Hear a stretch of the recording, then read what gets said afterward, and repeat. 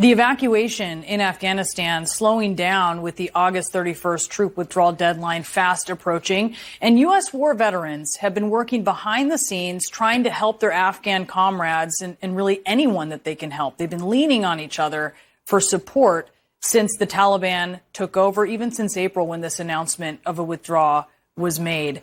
I want to talk now with retired U.S. Army Lieutenant Colonel Hugo Lentze. He served in Afghanistan, and he is a chief strategic partnerships officer at the Travis Manion Foundation. Colonel, thank you so much for being with us. You know, I'm seeing this right now in the veterans community. I'm worried about our veterans and what we're seeing. Tell us what you're seeing.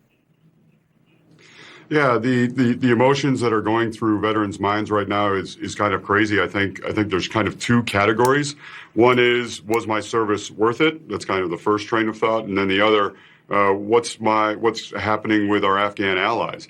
And so having this dialogue is extremely important. Organizations like the Travis Manion Foundation exist to create that sense of community, to have that dialogue, to help veterans, families of the fallen Gold Star family members serve their communities. So it's a crazy time, and the emotions are running wild. I've been trying to explain, you know, I come from a military family. I've been trying to explain to people who don't that for folks who served in the war and maybe do wonder, okay, what was that for? You know, even if they feel like they served honorably and they took care of the guy or the girl next to them, they do wonder, what was it for? But looking at now these Afghan allies that they're trying to help, this goes to, look, even if the war isn't won, they can still leave with their word, right? They can still leave, hopefully, with not leaving someone behind. And that's why this is such a difficult time.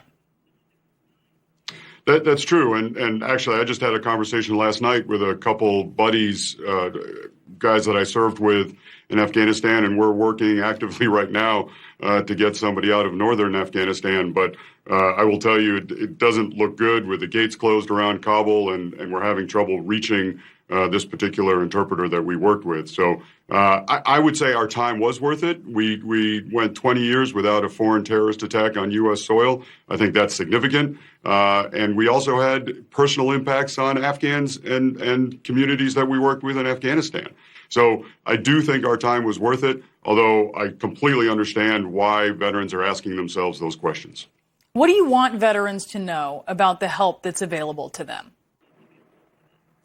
So I think the key thing is for veterans to talk to each other. Again, organizations like the Travis Manion Foundation exist to create a community of veterans, of Gold Star family members, and of civilians who are interested in the military community. And we create opportunities for veterans and Gold Star family members to serve their communities.